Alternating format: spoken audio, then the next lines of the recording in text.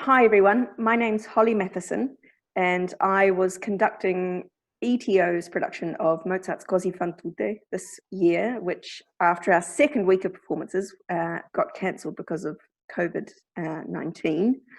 But the lovely folk at ETO have done an amazing job of supporting everyone in the company, from staff, artists, tech crew, stage sweepers, costumiers. Everyone has been looked after for the duration of the season, which is just incredible. And part of that is due to audience members making sure that the price they paid for their ticket has stayed with the company to help them do that. So we're very, very grateful. And it means that we can use this time to keep working and making content and keep thinking about the work we would have been doing. So, Jonathan, you're going to interrogate me about Cosi. Be kind. In the nicest way, I'm going to interrogate you. I love Cosi. I mean, I was thinking, first of all, what was the first time you encountered Cosi? I mean, I have a very clear memory of the first time I encountered it, which was in Aix-en-Provence ages ago. And I honestly, it was one of those shows where the music was a revelation to me. I didn't know it at all. It was English Chamber Orchestra and Geoffrey Tate conducting it. And I remember I was singing in the chorus at the festival, and I used to sit backstage. There's not a lot of chorus in it at all. I mean, there's tiny, tiny little things. And I used to sit backstage all the time, night after night. I mean, I really did, because I thought the music was just extraordinary. When did you first hear it, and what was your reaction to it? Probably the most different version of that story as one could have. I was a student in New Zealand, in my hometown Dunedin, which is quite a small city at the bottom of the country. Yeah. And it has a small local opera company that's sort of pro-am. The conductor and singers get paid a bit, but the organisation itself is largely amateur, and a lot of the chorus, if there is one, will always be amateur. But they use local professional players and things like that. And I got engaged to conduct it, and it was one of the first operas I did, actually. Fantastic! Wow! Goodness knows how. I had no idea what I was doing. So my first time was doing it. I'd never seen it. I'd never heard it. I hadn't conducted any other Mozart. I'd done some choral pieces, and I was only in my very early 20s, 23, 24, I think. So not deserving at all of doing it. But it meant that I had to learn it. And also there was no one around to teach it to me, if you know what I mean. So I had to learn it in quite an isolated way, and also learn it in such a way that I could teach it in really using the word teach to the singers. Because, for instance, the Despina we had, she had the loveliest wee voice. She was one of those proper sort of neat as a pin, tiny little Despinas. And she didn't actually know what recitative was. She'd never sung it before. So it wasn't just a case of coaching her on the role. It was a case of teaching her what recit was, which of course I didn't know. I had to learn that in order to teach it. I had an idea, and so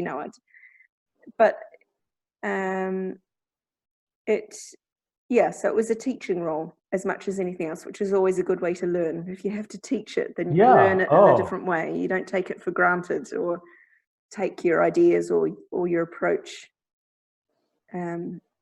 You think on a meta level, and you self-critique as you do it to make sure that you're teaching the right thing, which is good. Actually, having to teach anything, I always think teaches you such an enormous amount about yourself and your process, and so I mean, teaching the music to people reveals more and more, to you. I think when you suddenly look at it again, as you say, in a different way. Yeah. Oh, fantastic. Actually, I think that's wonderful to conduct that as your first opera. It's fantastic. So coming back, have you done it again before the ETO, or? No, I didn't have anything to do with this opera in the interim. I assisted on Magic Flute, and I did a Salieri opera. Oh, good Lord. Yes, I loved it, actually. I mean, it wasn't all good, but there was one absolute banger of an aria for the mezzo. Yeah. Angry mezzo aria, which will always be one of the highlights of an opera. So I did sort of related things, but not anything with Mozart. And I'm just trying to think, that was all in New Zealand, I think. I don't think I've had anything to do with any Mozart operas over here. I can't remember off the cuff, but I'm pretty sure not. So, and as a rule, in terms of, I'd been to watch some operas here, some Mozart operas, and in Germany when I lived there, but it's not, for instance, repertoire that I would seek out naturally. Right. You know, I wouldn't make a point of, oh, there's a new season of this on, I'll go and see it. Right. So actually, so coming to it again, oh, sorry, excuse me, but coming to it again at ETO, I mean, how did that feel then, revisiting it after this period of time? And of course, you had changed a lot as a musician and as a person, and you know, it was sort of, I mean, it's wonderful because you've got all that. You've been through the process once, which is a fantastic thing. I think it's great to come back and revisit because it feels different. And how did that feel to you? Well, some things I was really grateful for the time I'd had, and it had stuck. So I remembered the music very, very well because I'd had to learn it so intensively. None of it was assumed knowledge when I did it. So in terms of that, it was fine. But this time I was using the new Urtext, Breitkopf Urtext. So everything looked, and a lot of it was different to the old version I did, which was probably some fusty old sort of 1930s set, the only set rocking around in New Zealand at the time. Surely. So in many ways it was learning from scratch, but with a really good depository in my head of what I remembered from last time. The biggest thing that's changed, though, is understanding what your job is as an opera conductor, and how you work with the director, and how you learn. You know, it's not enough to learn the notes and things. When I did it that first time, of course, I didn't understand all of that cross-performing arts side of it. I enjoyed it. I loved doing it, but I didn't really understand that thing of the way you learn opera, always with this fundamental of the drama and the text. Yes, and actually, because that thing that is really important, I think, isn't it, for the conductor to be in the room, you know, all the time. Really, I mean, those first rehearsals, which of course the stage director leads, and they are their rehearsals. Actually, if you're not there, you don't understand why something is the way it is, and I don't just mean dramatically, but why the music has to be a certain way. I mean, because it happens in the room, and if you go away, and like, you know, some sort of totally celebrated conductors might go away and they only appear towards the end. But actually, I think that must be very difficult because you haven't understood the process. And I always think that if you've been in the room, then it's easier to pick up the tempo of something because you understand what everyone's gone through.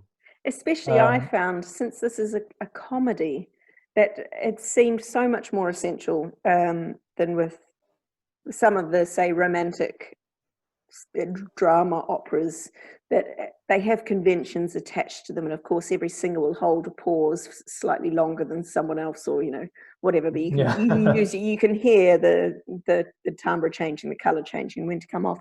But this is something different, and so much of what's in it, the choices of how long something stays and what you do, is so tightly connected to a character's processing of what someone else has just said, or little moments that are asking for a bit of slapstick, or, you know, things like that, that it is so staging specific that I would hope that I will never ever do this version of Cosi again, because next time, even if it were the same staging by some freak of nature, it would be different people singing, therefore so it would be different. Absolutely, because you're responding in time, and I say, to those people.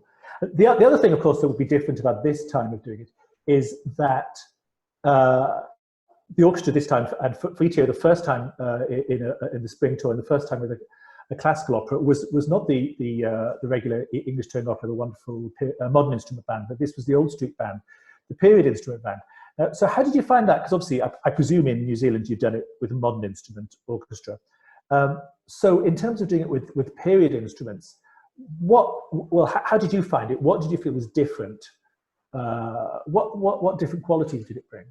I loved it, and I remember when I think it was either James or Phil got in touch early on in the process when we were setting up the contract and said, Phil, are you the orchestral manager. Yes, are you okay working with a period band? And of course I felt I'd never had before, so I was a little bit nervous, but so excited. And I loved it. So part of the difference is a timbral one for me. Absolutely, yeah. That when I was trying to explain to the audience, because a lot of audience members and critics made the point that it sounded different to them to a modern orchestra. The modern orchestra Mozart is silver and clean and polished. Yes, and there's a brilliance, yes, particularly in the strings. It's like champagne. Of sound and attack. Yeah. Like champagne. And in fact, one of our singers in a video I made with him last week said he much prefers that sound. He was grateful to have sung it with a period band, but he prefers the modern orchestra sound. Whereas for me, the way I tried to explain it to the audience to prepare them for this before the gig, so they weren't shocked in a bad way by it, but were just like, no, actually, this is really cool, is that it's like moss, or you can feel the bark on the tree rather than polished timber. You know, there's something squeaky and natural and fuzzy and whiskery and all these lovely natural unpolished sort of qualities to it. Actually, it's like how people often talk about, sort of, it's a bit like stripping away in a painting, stripping away perhaps modern things and going back to and discovering that the colours perhaps are more opaque in some places, more brilliant and different to the painting that perhaps one thought one knew. For me, with the period band, there was far greater range of colour. It was far more colours in the palette with period instruments, especially in the winds. Yeah, absolutely. And I think the winds in this, and Mozart is so clever the way he uses winds, because it's not like he's using different winds to his contemporaries. I'm sure it's the same. It's a standard sort of classical orchestra, but he just does it better than anyone else. And I think particularly knowing when the wind is really going to colour in a very specific way, and just actually I think like Handel, small gestures can have big impact. Exactly, it's almost like Klangfarben. This idea of not using an instrument to sing, but using it as using it vertically in a way for changing colour of something else. Particularly the wind and the flute and oboe writing, I think, is actually, I always also think that's a wonderful thing at the beginning. I mean, with the clarinet, of course, everyone's in the overture, and then the clarinets are out for, I don't know, 3 or 4 movements, and then they come in when Fiordligi and Dorabella arrive, and Guardo Sorella, and which is actually then outside as opposed to the first 3 scenes of the guys. And for me, the clarinets then just completely change our sound world, sort of our aural landscape, in a way that's incredibly clever. It sort of suddenly takes me elsewhere, somewhere beautiful and seductive. And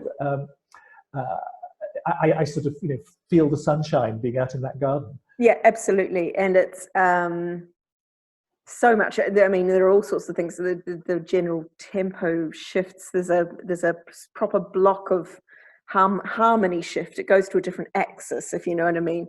So we really feel other place, other world, other emotion, other personalities.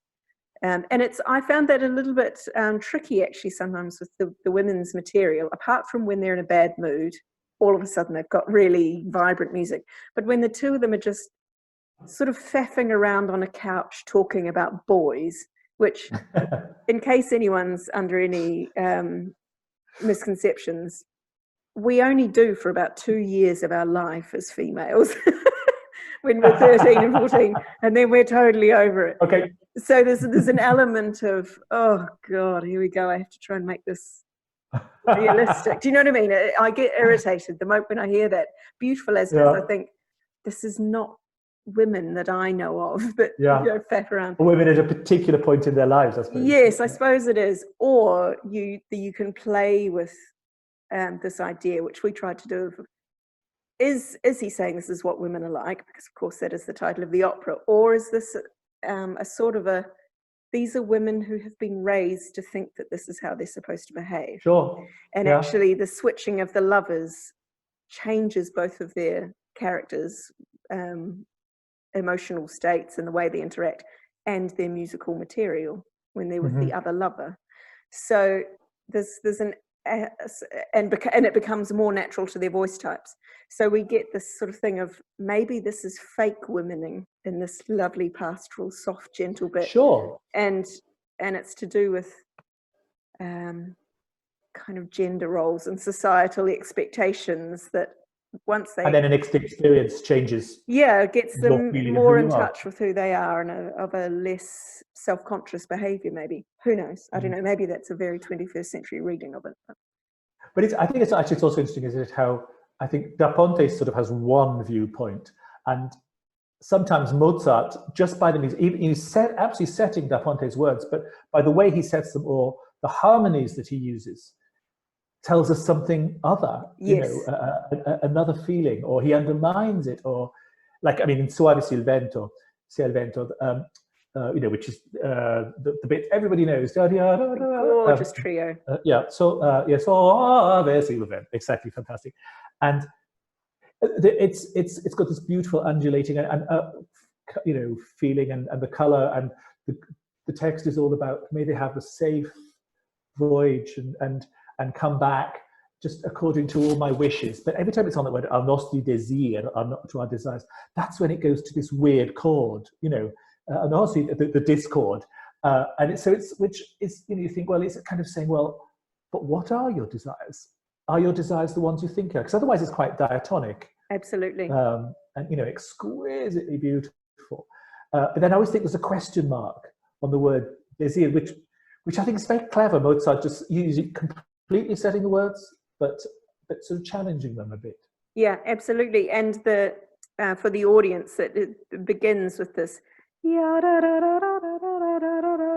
Yeah, which sort of sounds like gentle waves lapping or a breeze, or, you know, there's all these pastoral images that go with it in the text.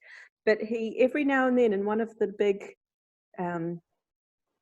dramatic, either comedic or ardent, kind of passionate ensemble scenes later in the opera, every now and then you hear, right. it comes in just just two little wind, just for one bar, while the women are singing something which says a slightly nuanced, different version of what we've heard in the trio. So might be begging the lovers, or feeling doubt about which one they're in love with. You know, every now and then you get this tiny quotation of it just to remind you, oh, hang on a minute, 2 hours ago you were saying.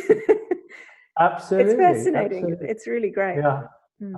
Actually, you talked about, you saw voice types before, and I mean, of course, it's easy for us, I think, from the 21st century perspective, just to look at the quartet of lovers and think SATB, soprano, alto, tenor, bass.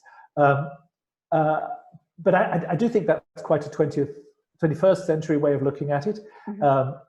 We were saying, I mean, I was talking earlier, and of course, I was conducting Cesare, and the voice distribution is very different.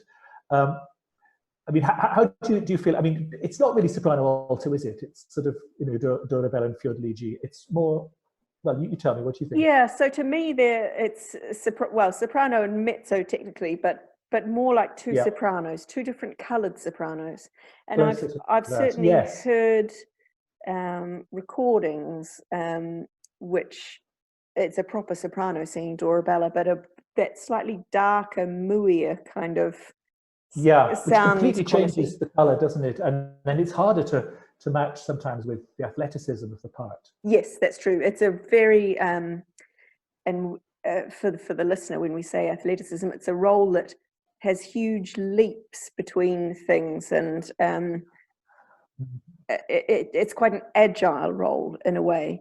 Fiordiligi, the older sister, who has a higher, sings a lot right up in the higher register, and it's sort of traditional coloratura, so it's lots of runs, and it has big leaps as well. But her big leaps take longer, and they're more defined. But there's something about Dorabella that she's sort of jumpy. It's jumpy singing. It's right. slightly more rhythmically, sort of nervous tension. Yes, that's what I think. That's what I mean. In terms of the emotion, it's more about how impetuous she is and impulsive, and she's prone to throwing a few tantrums, I think, which then might immediately dissolve into bursting into laughter. There's something of that in her, whereas Fiordiligi as a character is a little more, no, I've thought about this very carefully, and this is what I'm going to say about it. And again, the writing can be very virtuosic, and of course there's lots of coloratura, but she's sort of, there's something a little bit more grounded about her in general. So yeah, for Dorabella, she needs a voice that can jump around and do cartwheels. Yes. And I think I agree with you. Not too dissimilar, really, from Fiordiligi, because you want them to sing duets together, and you want them to feel like sisters rather than two completely other people. Actually, I've always felt actually with Fiordiligi, the big jumps that she does, which in Come Scoglio, and then Giada dum ba ba Giada, which I always think is quite like clarinet writing. Yes. So I always say, I think, well, why does he attach that to that woman? And I remember one day I thought, maybe the first thing of Fiordiligi, maybe she sounded like her voice was a bit clarinet-like, and that timbre made Mozart write in a clarinet way. I mean, I don't know. I don't know what it was Salieri's mistress, wasn't it? Yes, yeah, it was, yeah. And I think we forget about that aspect of it, but of course it still happens. A friend of mine just wrote a phenomenal opera for Scottish Opera, and the very high soprano that he wrote it for, Jenny France, for one of the principal roles, it's just perfectly suited her voice, and so much of it, I'm sure, was written that way because of her timbre, her capability, her physicality. So I think that's probably absolutely true. I mean, it's the same. It's the same in Handel, and actually, it was the same in, for instance, in Domineo, which I did earlier, did a year ago. That you realise these were really tailor-made arias. I mean, it's really like having the best couturier writing this thing for you, and it just so fits you. Do you think that was because there wasn't a sense, of course, that things would become canonic? Yeah, I'm sure that's true. It's for now. That was what I always quote is that, the Academy of Ancient Music, which is a period instrument, a British period instrument orchestra, which is very successful and has been around for a while. And they take their name from the original Academy of Ancient Music, which was second half of the 18th century organization. And they were set up to play ancient music. And that's music that's more than 10 years old. 10 years makes it ancient, which, for us, is this a bizarre concept. But yeah, exactly. It's disposable, really. You don't really imagine that later people are going to be interested in it. Yeah, and a lot of it was interchangeable for that reason, wasn't it? This idea of using the specific overture for the specific opera, that in itself is quite a modern idea. There was a lot of recycling of material, actually. And also because you feel like, well, I wrote this opera for, I don't know, Naples, and you think, well, no one in Venice has ever heard it. Yeah. And it's really good. So why shouldn't I reuse it? Without CDs, without recordings, without radio. Yeah. Now, I forgot to say something else. You asked about the orchestra and what was different about working with a period band. And I said, well, there were two things. The first one was the timbre, which we've just discussed. The other one was the working atmosphere and how different that was to working with a modern orchestra. Where with modern instruments, modern players, especially if it's a bigger orchestra, of course, there is a boss and there are workers, which I hate. Yeah, there's a sort of necessary hierarchy, isn't there, when you've got a massive number of people? But there's a point of everybody. There's a point at which it has to be there because otherwise it's chaos. But I've always preferred any environment where there is an element of sharing the leadership load. And for me, being in the pit as the person with the least experience of period playing, probably one of the people who'd done the least Mozart overall out of everyone in the pit, then it meant, or that rather most of the Mozart I've done by far has been symphonic writing. Yeah. And yet here I was with all of these specialists and a small enough group that we could you know, there were these delightful moments where Leo in the oboes, the first oboe, he would sort of, you know, third show, he'd start adding little bits of ornamentation on things, and then just put one eye up to see if I liked it. And, hey, that was nice, do that. And it was just there was a freedom to it. I don't even know if that's a correct thing to do, or, you know, we were breaking rules, but it was something so collaborative and playful about it that I loved, absolutely loved, and I wish that could be our work every day. I mean, the ETO Modern Instrument Orchestra has played it many times, and very, very beautifully, actually. They really are fantastic at Mozart. But as you say, it has a different feeling. And actually, one thing I think is because most of these players, I mean, I don't think they play Mozart that often. Mostly they would play Handel and Bach, and I mean, of course, in the last 20 years, people have started to play Mozart a lot more. But I would say there were a mix of people from people who played it before to people who hadn't. Quite a few hadn't. But actually, what I think, yeah, all right, okay. So, but one thing I think is great. It means then they're all arriving at it new, which is a bit akin to how, you know, when it was a brand new piece. So that they're coming at it from the music of earlier, rather than coming at it from the 21st century and looking back. You know, even though, of course, I'm sure they've heard it, and of course, I'm sure they've all played big Strauss tone poems in youth orchestras and things when they were growing up.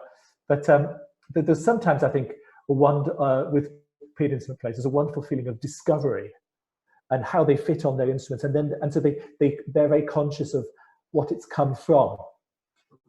You know, and so, for instance, I think the thing about ornamenting, you know, it's great that they feel that they're used to the idea that they would ornament in Handel and you know, and other stuff, and in earlier than that, Monteverdi and Purcell, and they would feel they had that freedom. So it's nice that they feel, well, let's have a go. Yeah, and it was can always, be this tonight. Yes, it was, and it was always responsive. So you could just tell they listen. You never have to say, listen to the singer and go wait for them to finish those 3 semiquavers or whatever. There was just, these discussions never needed to be had, because the given mode of operating is close your eyes and listen.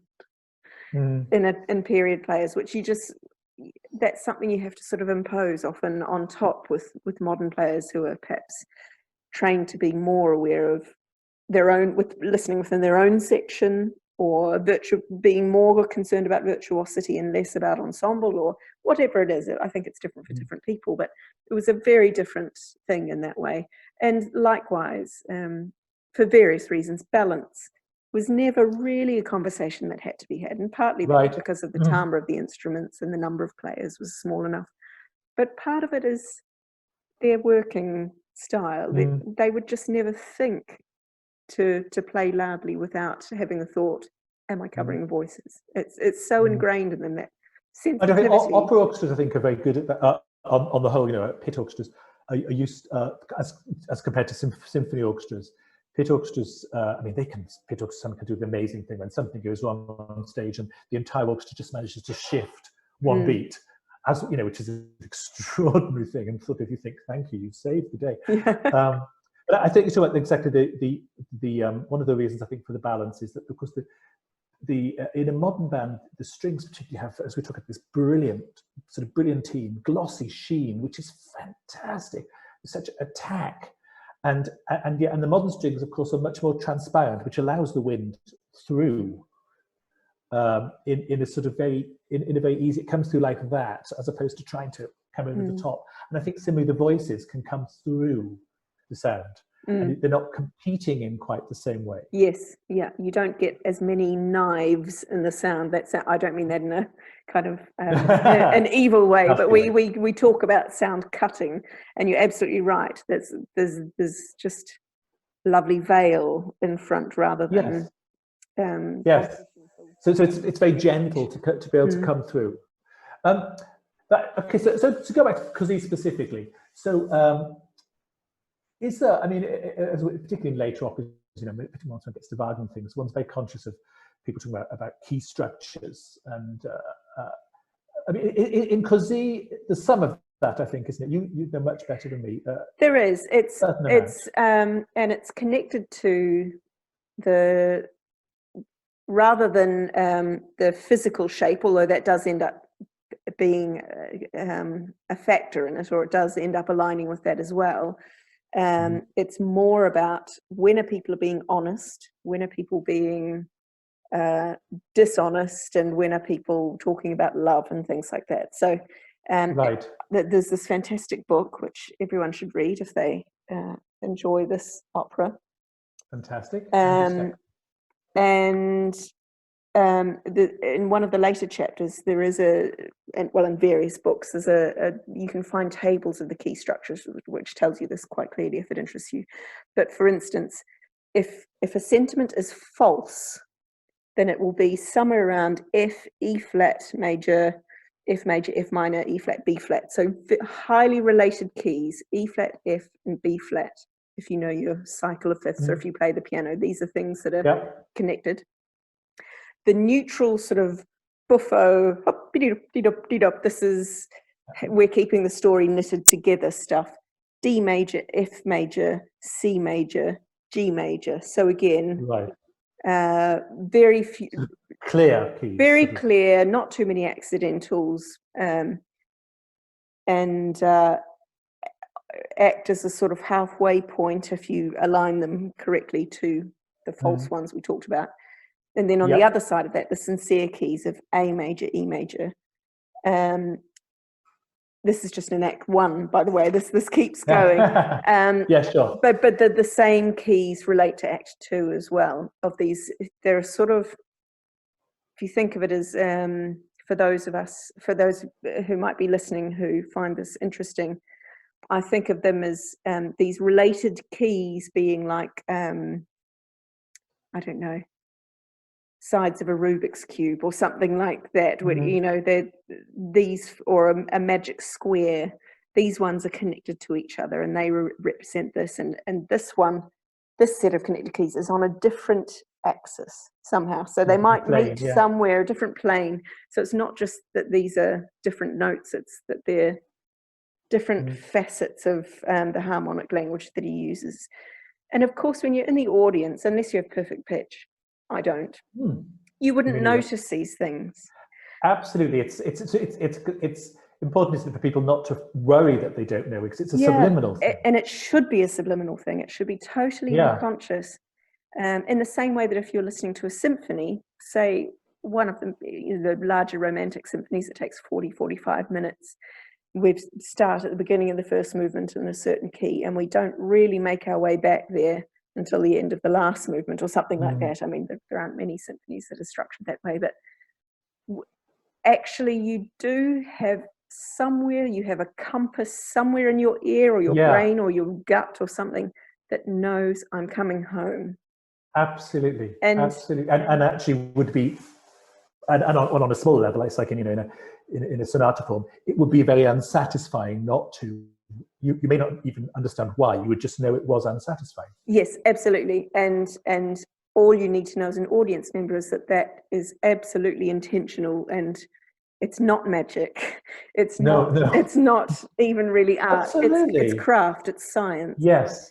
And I completely agree with you. It's craft, and it's really important, exactly, to say music's not magic. Actually, we all work at it, and hopefully we get better. But it's not just like you happen to be born with hair a particular color or whatever. Actually, one has you feel one has an aptitude, but actually we have to work. And so it uses those sorts of associations, so that I think over the course of the opera you do start to get a sense of this is something about this in relation to what I've heard around it, because a key only has any meaning really in relation to the things that it is set against. So G major is only G major because of how it relates to D major, for instance. So I do think you start to pick up those sorts of associations of sincerity. Or for instance, this is interesting because often the two women or the two men will be being very sincere on stage, but someone like Don Alfonso will be, say in that trio we talked about, Suave, he of course is not being sincere at all. He's lying through his teeth. Yeah. And he's undercutting the whole time. absolutely. And so you get a sort of a play through these things of, it's not just he always writes this emotion in that key, or these sorts of things. He plays with it, and he nudges boundaries of it to test the audience's perception of it, of who's being truthful, who isn't, and what is real and what isn't. And so he manipulates it quite carefully and cleverly, I think. Yeah, actually, as you say, of course, Don Alfonso, as you say, who is being deceitful and is manipulating people. I was going to say for good or ill. I mean, it's not. I mean, it's possible, isn't it, to see Don Alfonso as being a sort of enlightened figure who's saying, love is kind of silly, or he's a nasty person. I mean, he's a nasty trick. It's interesting, actually, that Mozart doesn't give him an aria. Everyone else they all have a couple of arias, don't they? And there's lots of. Well, Don Alfonso doesn't get one. No, he gets these little nuggets that he gets to sing, and usually they are.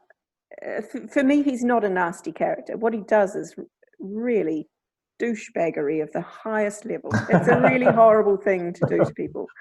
But yeah, I agree. I genuinely think actually he's not evil. I think he really is grappling with something in himself. And I don't think it's accidental that because this whole thing of a wager, well, first of all, the story of wives' fidelity or female partners' fidelity and testing it is as old as the hills. This is a really ancient trope in literature, and the attachment of a wager to it also is a very old trope. Yeah. This is not Da Ponte's invention, and it's not surprising to me at all that he was choosing to write about it at the time of the Enlightenment, where the French Revolution was about to kick off, or and you have this. They didn't know that. Though. No, they didn't. But always these things come out of a petri dish, and so I think there's this thing of you can look at the libretto, look at the opera, and see that it's like a morality play or something. He's playing out the philosophical arguments of the time of, are we moved by reason or are we moved by emotion, to simplify it hugely. And in that way, I see Don Alfonso that really is using these people to try and either teach what he believes the answer to that is, or to try and work it out for himself. But and I really wish I could remember the exact quotes, but I can't. But there are parts of the original libretto, the Don Alfonso libretto, that are direct quotes from philosophical texts. That there would have been people in the audience who would have recognized that as Metastasian, or so I think there was I think you can argue that Da Ponte wanted him to be seen as a philosopher, and so the reason do you think Mozart did? I mean, I think perhaps it's quite, sorry to interrupt you, but it's quite possible, we think maybe Da Ponte thought one, and actually I think you're quite right, maybe, Da Ponte sort of, Don Alfonso, excuse me, is Da Ponte. I was going to say that was a Freudian slip. But I think maybe he is. But then sometimes, you feel maybe Da Ponte has one angle of the story and maybe Mozart has another. Yes. And what's fantastic is the juxtaposition of the two. And Mozart maybe seems to adore love more maybe than Da Ponte does. Which is not to say he understands it anymore, but he just thinks it's something wondrous. Well, we knew he did. He had a very colourful love life. Although, I'm not sure about Da Ponte. Perhaps he did, perhaps he didn't. But he, the reason I brought it up was to what you'd asked about Don Alfonso's non-arias. He does get these chunks of things to sing, which function as a little single verse aria with no repeated material, but they're never about how he feels, or which most of the aria is about. They usually, the principal characters, they sing a recit that establishes what's happened to them, etc., how they feel, and then they sing an aria that sort of expresses that emotion of how they've said they're feeling for what's just happening. Don Alfonso doesn't. He doesn't see. He just sort of says, "Right, I'm going to teach you a story. I'm going to teach you a rule," and then he proceeds to give a sort of a parable, or a lecture, a sermon on this is how the world is. So he has these very active, decisive things that he sings rather than emotional things, or they're sort of telling a philosophical viewpoint, or this is how it is. This is how women behave. This is what I'm going to do. It's totally different to the others. So, and I did like to think of them as little mini pocket-sized arias, because well, first they don't develop in the same way. They don't, and they don't have that same sort of deeply thought out, characterized play with motivic material and how it develops over the opera. He doesn't get his own really characterful musical material. No. But I think that's totally intentional on Mozart's part, that we understand this is a person who is operating away from emotion, or away from, this is someone who interacts with the world differently. Whereas Despina, who's his buddy, and she really is quite dastardly at times. I mean, with modern eyes, you look at some of her text and it's like grooming. I mean, it's dreadful. To me, she's in some ways worse than him. But yet, of course, she's also deceived as well, isn't she? A part of it. At the end, she is. By Alfonso, she is. So she's a really interesting character. But the horror of going to an older female, and saying, "I really don't want this man to be pursuing me sexually," and she's going, "Oh, come on, you should. You just got to learn how to enjoy it." And, it's horrible. It's true. Yes. Which is it's a very modern perspective, and it's a very female perspective. Well, I suppose so, because I mean, her music is quite like, I mean, the arias. I mean, they've got sort of country-like, sort of folk-like. They do. I mean, and all that sort of bagpipey in the orchestra. So it gives her a different. I mean, that's sort of more metropolitan. Yes. I think her music. She's more rustic. She is. She's rustic. You can tell that she comes from a lower socioeconomic group, a lower social class. Her use of language is much simpler, and the way the phrase structures work is dumpty dumpty dumpty dum dumpty. So there's the implication then that she doesn't think as deeply. Her ideas are simpler, more straightforward, more pragmatic. So there's all sorts of things in there with her music, and even though she's traditionally thought of as an older woman than the other two, because she sort of looks after them, to me her music is more youthful sounding because of that. It's playful. And in our production, actually, I thought Jenny Stafford she was not at all a traditional Despina voice, but she had this wonderful way of making her a loving woman, that she genuinely did care for these young people.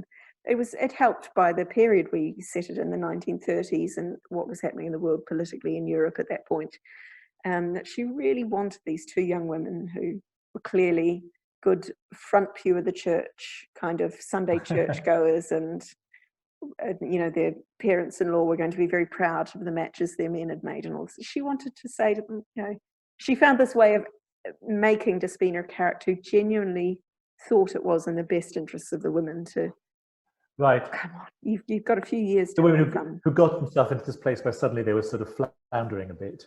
Yes, there's this sort of a naivety to the two sisters, and which she recognises, and she's not just sort of scornful of or disdainful of. It's more like, I remember what that was like. And of course, that's going to be different every cast you have and every production you have. For me, I loved the way Jenny dealt with that, and it suited her voice as well, because she does. She's a fantastic singer. She can do many things. Oh, she's incredible, but there's so much warmth, and it's sort of a lovely, warm, voluptuous honey kind of sound, which is not necessarily typical for Despina, as I say, but I think it brought a lovely, cuddly slight mother hen quality to the way she sang it, which I loved. I thought it made me able to relate to her far more, I think. And how do you think, sort of in the way Mozart set it? So that, as we say, I think the four lovers have two arias each, one in each act. That sort of the way they're characterized in Act 1, and then the way they're characterized in Act 2, and they're very different. Musically, he sets them very different, and the type of text and the way that they have to deliver, I think all of them are quite different. I mean, we think of, say, Ferrando, the tenor, he has this beautiful Un'ara amorosa, which, exquisite number. And then he has to sing such a bitter aria of betrayal, tradito, scherito, tradito, scherito, very declamatory. I mean, is it different in the orchestra as well? I mean, on the way you think, or the way you just think Mozart set it, as well as, because he's responded to the text, he's given them very different music. Yeah, and especially Ferrando. Ferrando for me is the one that has the largest change in character between his two arias. It does change. I mean, there's a little bit of an association between, well, I suppose as a composer, first of all, you have a choice. And this is something that if you're a musician, you already know, but for people who are listening, it might not be something you're aware of. That even though you've got the whole orchestra at your disposal in the pit, they don't all play for everything. That sounds really obvious, but when you think about that, then it means that as a composer, you've had to make a choice about when and why. Yeah, you've got all the colours there. You make judicious decisions. You're choosing your palette. So there are things which he borrows from, say, Handel and earlier, of this, the trumpets come in for the big moments, but which we would normally expect, say, in the big, the overture, the finales and things like that. But actually they play a lot more in the smaller, say, the solo areas as well. So for instance, Fiordaligi's arias, you get what would normally be an orchestration for a big chorus finale sort of material, because the emotion of what she's singing has a grandeur to it.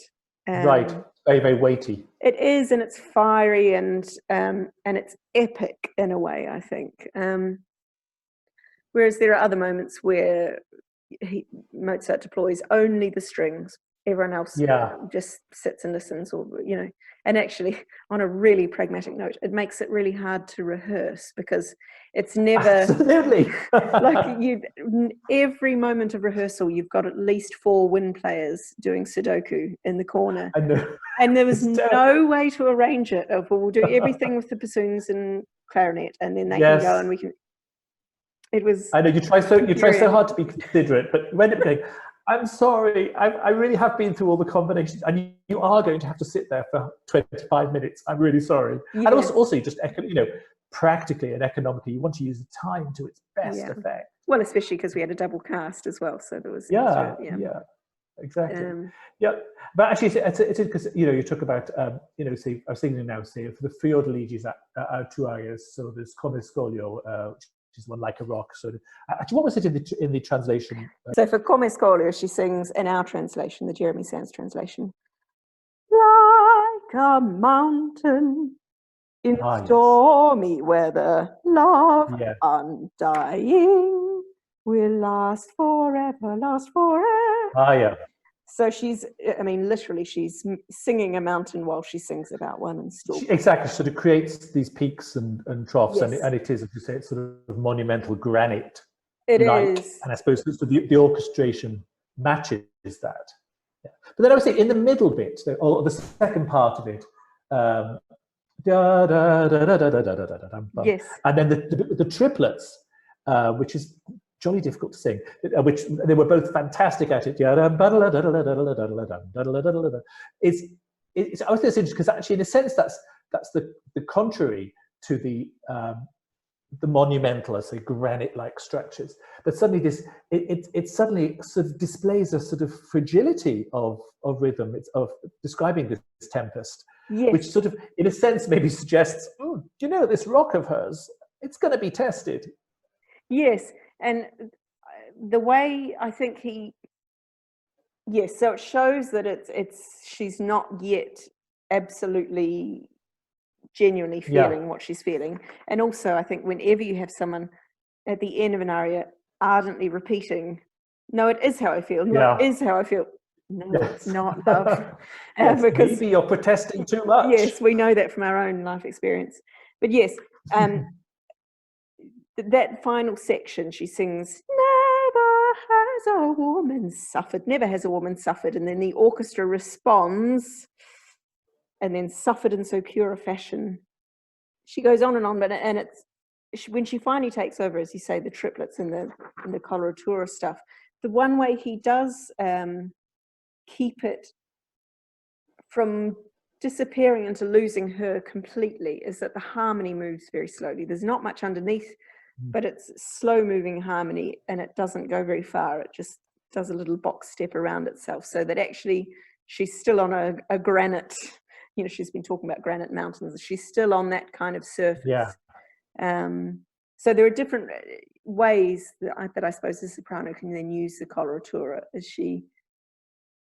Does it come out because actually she goes, no, I really am justified in what I'm saying. And so she sort of gets excited about herself, and that it's the first time maybe as a young woman that she said, no, I'm going to tell someone I'm angry with them. I've never had the courage to do that before, but I've built up to it, and now I'm going to do it. And there's a lovely side to that, which is what we played in this, especially because earlier in it, she sort of finishes, and it feels like the end of an aria. And then the orchestra kicks in again, as if she's going to go, now hang on a minute, here's another thing. Another thing. I haven't finished yet. So there is this sense of someone gaining confidence in being forthright. So there is a nice way that the coloratura at the end can feel like a slight elation that she's done it so well. Do you know what I mean? There's that sense. And then how do you think that, so then she, we then go into Act 2, and she has a big aria, Per Pietà, which is, very, very beautiful. How is that different? How has Mozart made that different? Well, let me grab that so that melody? So where the Like a Mountain was this shaped, Per Pietà, there's a lot of downward material in that opening. Again, she ends up in a reasonably fiery place, so that part of her character isn't gone completely. And just before it, we do get a sense that actually she is wavering a bit. So she's not singing Per Pietà out of a sense of I'm definitely not going along with the trick that's being played on me, which of course she doesn't know is a trick, but with these men trying to seduce me, you do get the sense that where this comes from is confusion, exactly, and guilt. So her first words are, I have sinned, my best beloved, sins which you alone can pardon. So it's far more about, if that first one was about resolution, this one is about dissolution. It's about all of that crumbling and, oh my gosh, I'm actually far more fragile and fallible and not the best Anglican on the block, kind of. So maybe discovering that she's not the person she had thought she was, and Mozart is illustrating that first. Yes, exactly. In Act 1, she says, "This is who I am. This is it," and then she starts to discover maybe she's a different person, or yeah, exactly. Things are not as clear cut. And it has the same process of her arias have several different chunks of material, which Ferrando is the only other one that happens to. And so we come to the end of a section, and then there's a new tempo and a slightly different orchestration and things like that. So again, we get a sense of her as being quite a complex and multifaceted character. But by the end of it, she actually she does work herself back to quite a solid position. And interestingly, that is the lightest orchestration of the whole aria, but the horns come in. Right. The horns often are quite significant. in the way he orchestrates as little indicators. Whenever someone on stage is discussing or engaging in or frightened of, or has something to do with cuckoldry, right? That you'll hear the horns, funnily enough, or quite intentionally. So there's always this little hint with the horns of either this person is saying something they don't believe, or to someone they shouldn't be saying it to, or reflecting, in this case, on betrayed love. So she's literally talking about betrayal of love while we hear this just a slight change in colour in the orchestra. Yeah, actually, and then of course they have the duet Fra gli Amplessi, the duet of Ferrando and Fiordiligi, and people often, I've heard people say this a lot, that that's the true love duet, and of course it's glorious music. There's always that weird thing that she's now, if that's the true love duet, she's now declaring love to her sister's boyfriend, and she is wearing her own boyfriend's military costume. It's got these sort of layers, which is and Mozart clothes us in this glorious sound. Well, often to me the most sincere sounding music through the whole opera has somewhere involved in it, say Don Alfonso in the first trio, some of the worst treachery going on somewhere in it. Yeah. And I think also I wonder if that's Mozart saying, that thing that this little morality play is saying about taking other lovers and being free sexually and that sort of thing. If it's this beautiful, how can it be as bad as we've been taught it is? Do you know what I mean? I do wonder if part of his message is, this is not evil. There's this. No. This is human, and this is beautiful, and it's tragic, and it's wonderful, and I don't know. You can never know, I suppose, unless they've left a letter about it. Then you can never know. It's the extraordinary thing. It's music of such genius. That of course it bears lots of different ways of. I think like Bach, it's sort of. Someone said we almost don't have a scale good enough, sufficient to measure the astonishing achievement. So I always feel, to us, often we feel the ending comes very swiftly from the discovery of the deception, and of course I think the great thing is it means it's very sort of open and open-ended, and so people have had, directors often have, people have experimented with different pairings. But to me, it's always like, I feel like, that you're suddenly they suddenly have to face themselves. And actually, it's the thing that I think, when you go leave a performance of Così, the way you have responded to it actually depends very much on you and who you are, because it's not an opera with a traditional hero or heroine. It's just an ensemble piece. There are 6 characters, all of whom are very, very important.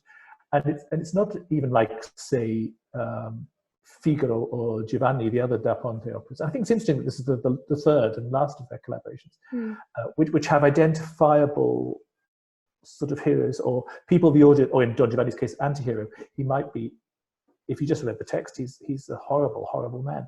But the audience actually is always fascinated by and interested in him. But there isn't someone who's so obvious in Così that's the person who the audience is all going to sympathize with. And I think it's also to do with yourself and what your experiences are and have been and might be.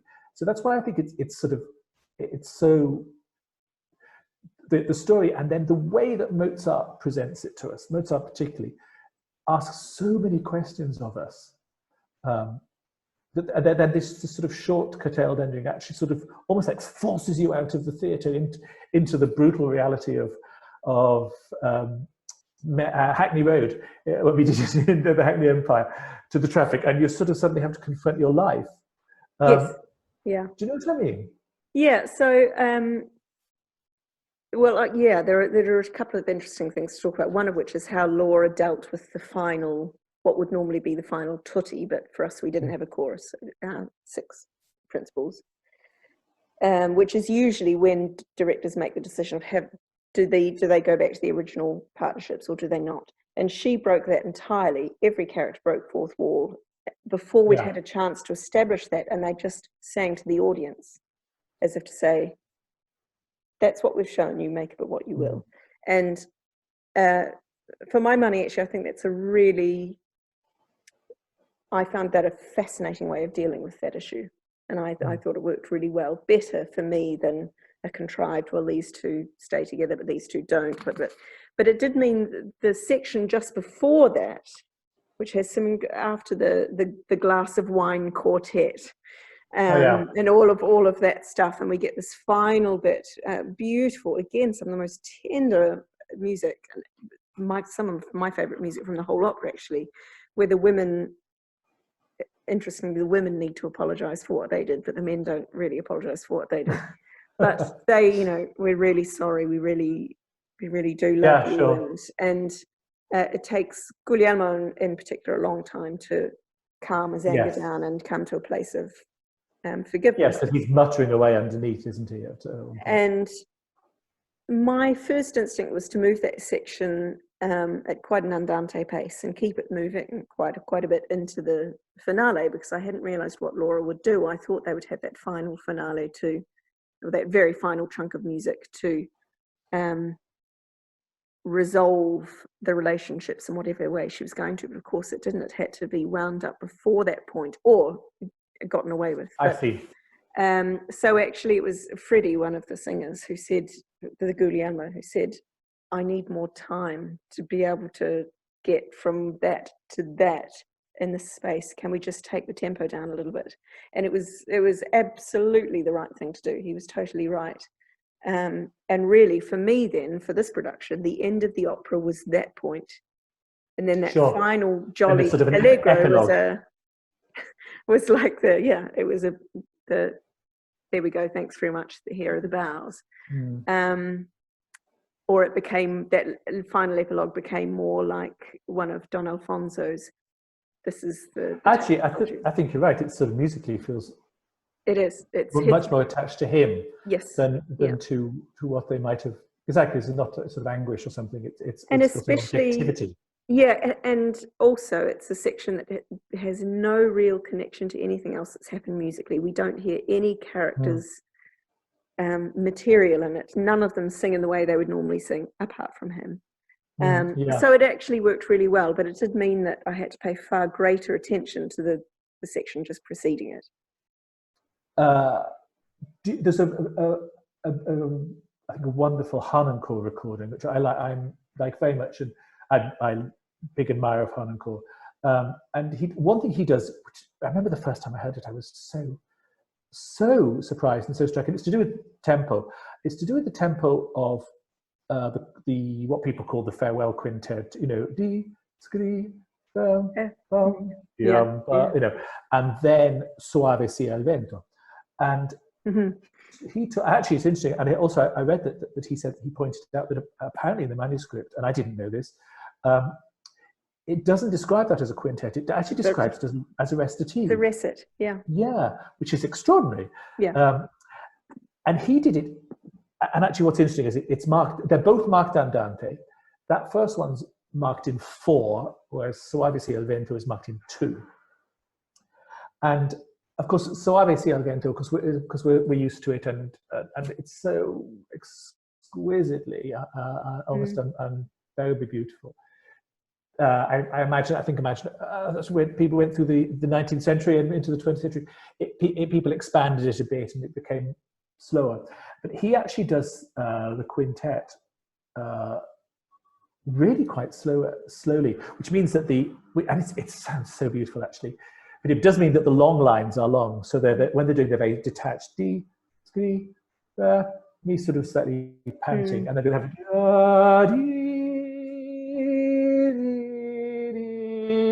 and they're almost unbearably long. And then Soave sia il vento feels much more, in a sense, lightweight.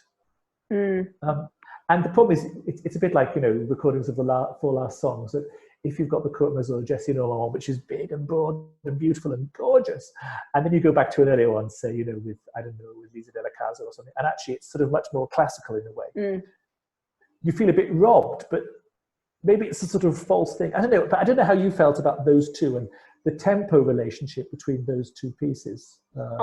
I really struggled with it for that very reason. And I remember Berak, the repetiteur, and I having this discussion of why has he put in so many ways what feels like a similar sentiment or musical sentiment right next to each other with only a short recit in between. Yes, absolutely. There's not much time to clean your ears out and tiny reset little to march. zero. Yes. So it does feel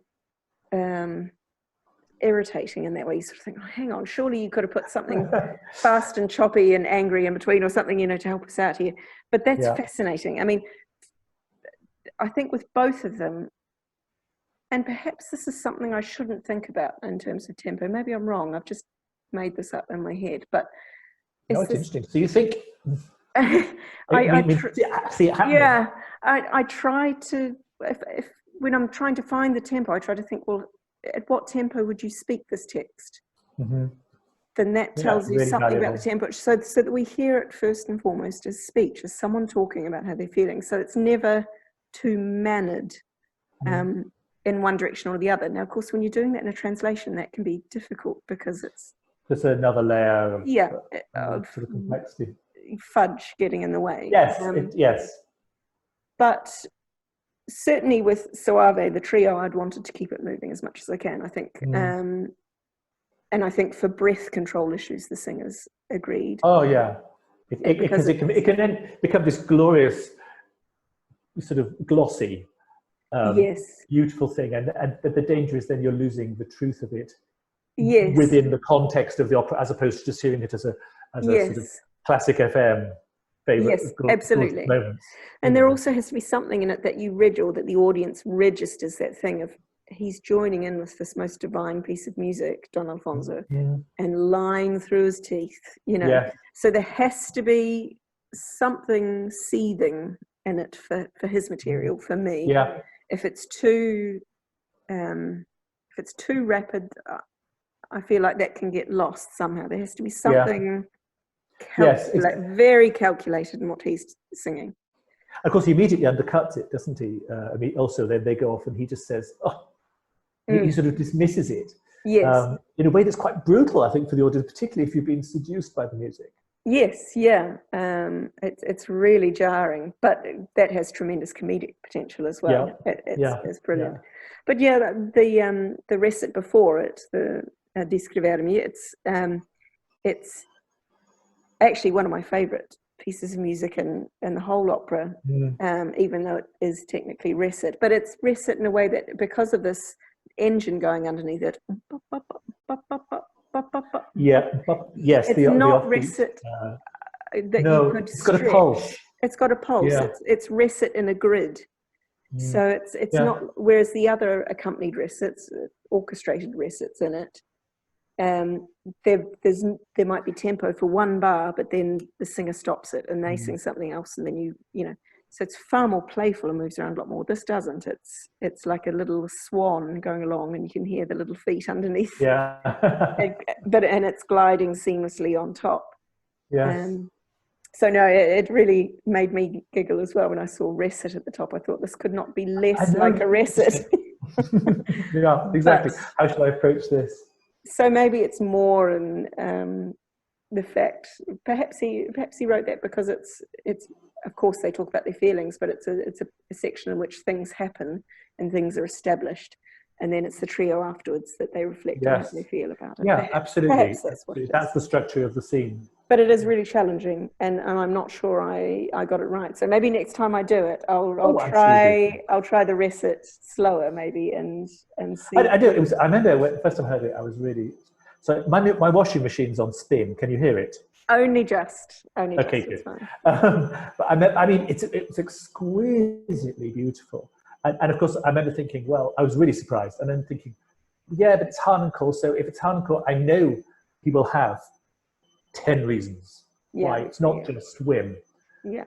You know, he's really Yeah. really you know, all decisions he's made are very much based on what he can see in front of him on the music that's on the page. And just one last thing, actually, I'm amazed we're still allowed in Zoom because we've been talking for so long. I know. That he just, you've used several times the word comedy, and absolutely, you know, Harnoncourt said it's the saddest opera libretto ever written. And I also feel I absolutely know what he means. You know, because, and I think it's also why some people struggle with it. Because some people say, oh, it's just a stupid story. And I don't think it's a stupid story at all. I think it's a very profound story.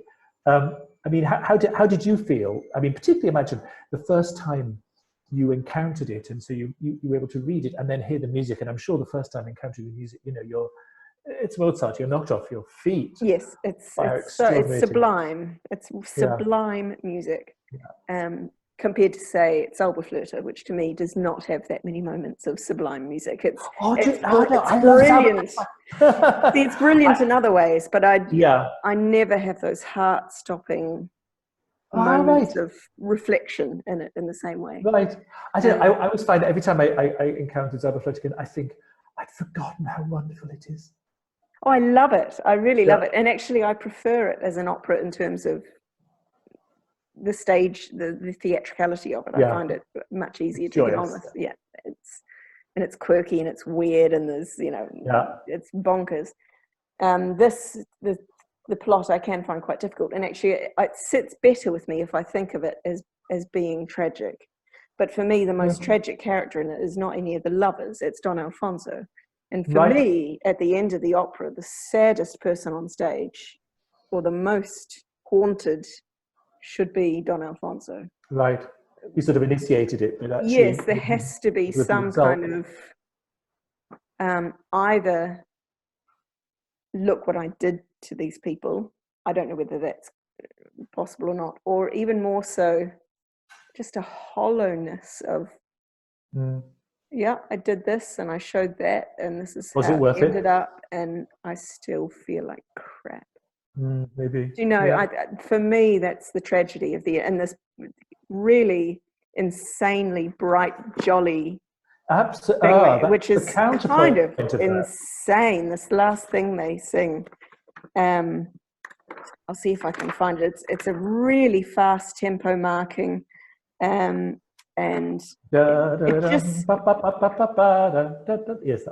and it sounds hysterical and manic. It doesn't feel like resolution at all. I'll just quickly find it. All our troubles will turn to laughter, to laughter, to laughter. Allegro molto. And it has these strange pauses. Yes, which is quite provocative. They're weird, and there are these beautiful moments as well in the penultimate section of it. The winds sing, as if to say, it's so simple. A, B, C, A, B, C. This is super simple, and then the humans start singing, go la da da da da da da da da. And at the moment the humans get involved, it gets complicated. They can't, and then the winds reiterate it. No, it goes ya da da da da, and then the humans sing again, and they still can't do the simple version. Yeah, without complicating it.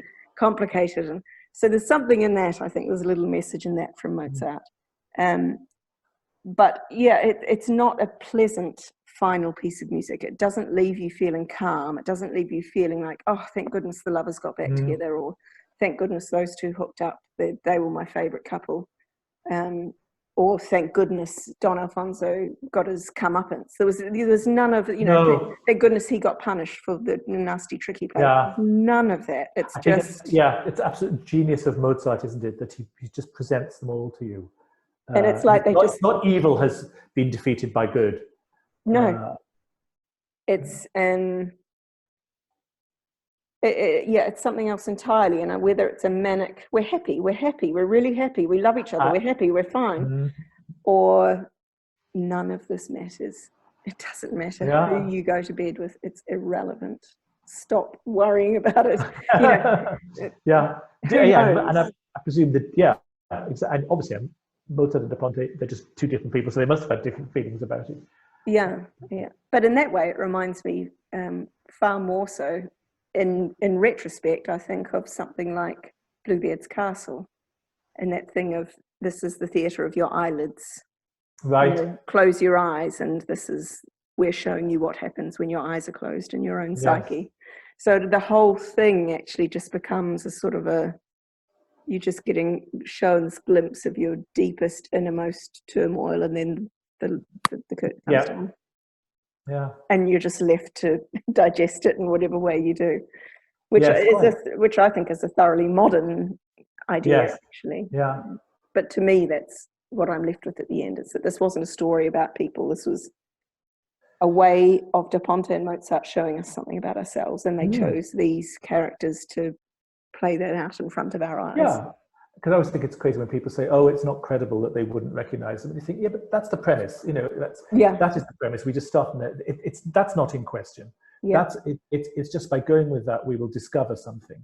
Yes. And you know, it's the willing suspension of disbelief. You just go with it. Yeah. And I mean, hello. This week we've just had the leader of the free world stand up and say that people should inject bleach to rid themselves of COVID-19, with a medical expert sitting right next to him who said nothing. So people do take things and swallow them and go with them if it suits them. So I think if these were real couples and there was that fertile soil there already for wanting to try something else, then they would go with it.